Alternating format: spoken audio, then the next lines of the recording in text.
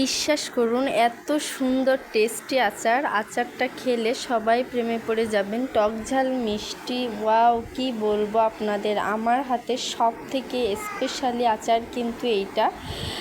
তো এটার কাঁচা আমের খোসা সহ বালিচা আচার। আসসালামু আলাইকুম এভরিওয়ান, কেমন আছেন সবাই? আশা করি সবাই ভালো আছেন। আজ আপনাদের দেখাবো খোসা সহ কাঁচা আম দিয়ে কত টেস্টি আচার তৈরি করা যায়। প্রথমে আমগুলো কেটে কিন্তু আমি সুন্দর করে রোদ্রে দিয়ে দিয়েছিলাম। এখন আমি এটা কিভাবে করব, লবণ হলুদ মাখিয়ে, যেহেতু ওটা হালকা রোদ্রে প্রায় 2 ঘন্টার মতো আমি রেখেছিলাম।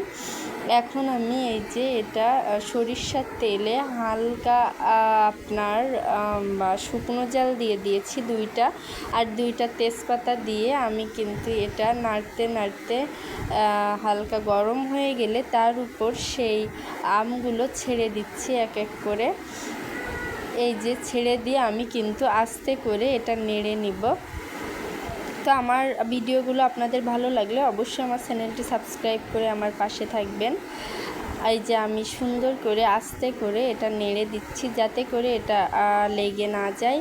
তারপর আমি দিয়ে দিচ্ছি জিরা বাটা, আর হচ্ছে আপনার রসুন বাটা, আর দিয়ে দেব একটু আদা বাটা দিয়ে আমি এটা সুন্দর করে নাড়াচ্ছি যাতে করে আপনার মিশে যায়। এবার দিয়ে দিচ্ছি পরিমাণ মতো হলুদ, পরিমাণ মতো লবণ, আর পরিমাণ মতো একটু শুকনো ঝালের গুঁড়া আমি দিয়ে দিচ্ছি। দিয়ে আমি এটা সুন্দর করে মিশিয়ে নেব যাতে করে সবগুলো আমের সাথে এটা সুন্দরভাবে মিশে যায়।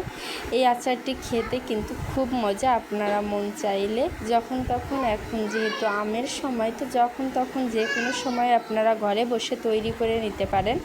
এখন আমি সুন্দর করে নাড়িয়ে নিচ্ছি আস্তে আস্তে যাতে লেগে না যায়। আর আমি যেহেতু রসুন পছন্দ করি, আমার বাসার সবাই কিন্তু রসুনটা অনেক পছন্দ করে, সেটা যদি হয় আচারের রসুন, তাই আমি আস্ত কিছু রসুন এর সাথে দিয়ে দিচ্ছি। দিয়ে আমি সুন্দর করে নেড়ে নিচ্ছি। অন্যদিকে আমি কড়াইতে কিছু কালো জিরা আর হচ্ছে কিছু পাঁচফোড়ন দিয়ে আমি এটা হালকা সরিষা, আরও কিছু সরিষা দিয়ে নিচ্ছি। নিয়ে হালকা ভাজতে থাকবো, যেহেতু আচারের প্রধান অংশই কিন্তু পাঁচফোড়ন। আর দিয়ে দিচ্ছি পরিমাণ মতো চিনি।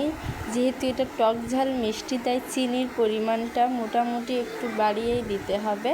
এই যে আমি সুন্দর করে দিয়ে আমি এটা কিন্তু নেড়ে নিচ্ছি যাতে এটা ভালোভাবে মিশে যায়, আচারটা সুন্দর হয়।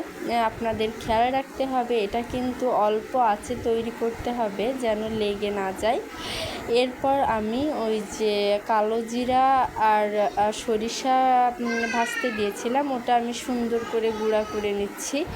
তারপর আমি আবার সেই আচারটা সুন্দর করে নেড়ে দেব যাতে করে এটা লেগে না যায় আর আচারটা সুন্দর হয়। এরপর প্রায় হয়ে আসার 5 মিনিট আগে আমি সেই শুকনো গুঁড়া ঢেলে দিচ্ছি এর ভিতর, দিয়ে নাড়িয়ে দেব। এটা দিলে কিন্তু খুব সুন্দর একটা ফ্লেভার চলে আসে।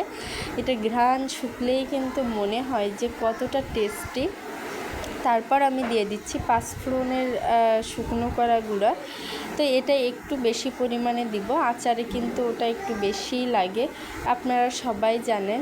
তো শুধু আমের আচার না, যে কোনো আচারেই পাঁচফোড়নের বিকল্প নাই। তো এই যে আমি সুন্দর করে নেড়ে নেড়ে দিচ্ছি।